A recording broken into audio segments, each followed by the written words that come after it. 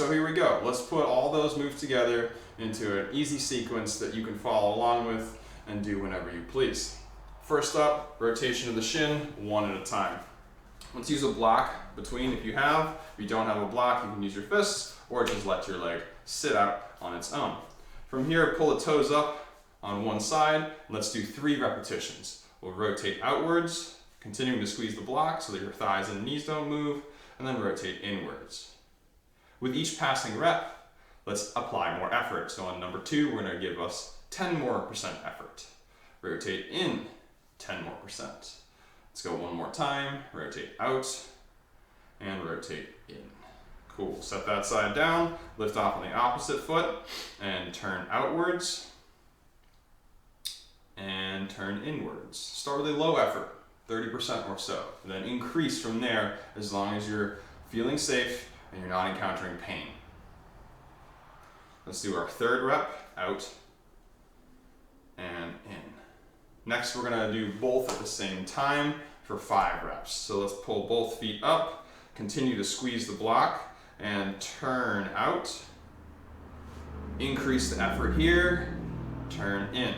Let's make all of these repetitions a slightly higher effort than we did working on one shin at a time.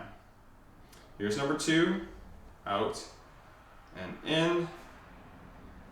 Number 3, out and in. Let's go for number 4. Remember, we're adding effort. So working a little harder with each rep. Or you can think of it as asking your body for more range of motion on each rep.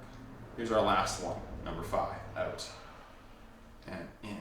Next up, we're gonna take a look at those kneecaps. So set the leg out straight in front of you, relax your thigh. Let's use our thumbs to smush and push the kneecap around in all directions. We're gonna go for about 20 or 30 seconds for the purposes of today's video. If you like this one and you wanna go for longer, just hit that pause button.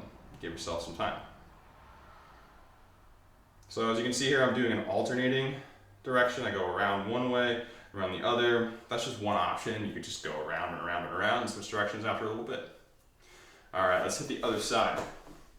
Straight leg, relaxed thigh, and squish around.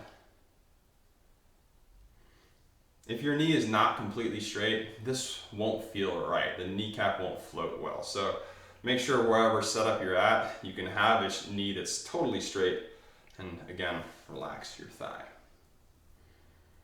Okay, moving on to knee controlled articular rotation. So we're putting everything together. So we're gonna prop up a leg. What I like to do here is you'll see my hands on my thigh. It's important to note that I'm not constraining my leg. I'm not trying to force it to stay in place. What I'm doing is providing myself a little bit of feedback so I can feel if it's moving and then control or get rid of that movement rather than just lock it in. All right, so we're gonna pull the toes up, twist the shin and foot outwards, apply 30% effort against the end range, maintain that effort as you straighten, twist in and bend. We'll go 5 times, out and up.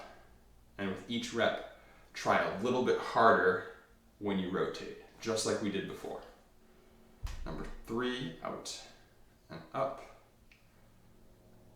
in and down. 2 left, rotate out and straighten, rotate in and bend. A reminder, try to initiate the rotation here rather than from your foot. Although it's easy to think, hey, I need to point my toes in, recognize that action should start here, even if it does end up at your foot a bit. Switch directions, so we maintain internal rotation of the shin and straighten the knee, twist out and bend, in and straighten, out and bend, in and up, out and down. Last one, in and up, out and down. All right, other side. Now just to show you how I would do this if I didn't have a block, all I'm gonna do is reach my forearm underneath my thigh and then just grab my own hand here.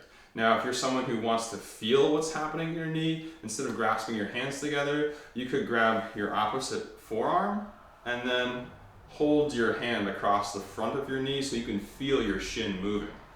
I actually highly recommend this hold if you're having trouble accessing the rotation of your shin. So, rotate outwards and straighten. Rotate in and bend.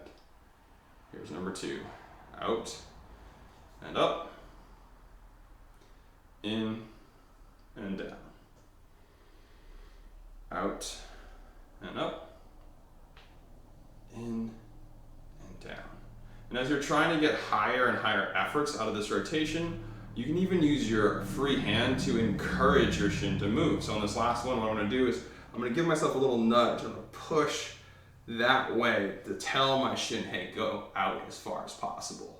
And then same goes for here. I'm going to twist in and bring it down. Let's change directions 5 times. In and up, out and down, in and up, out and down. The goal of all this is to express smooth and controlled motion. So avoid the urge to go through this really quickly. Let's go one more time.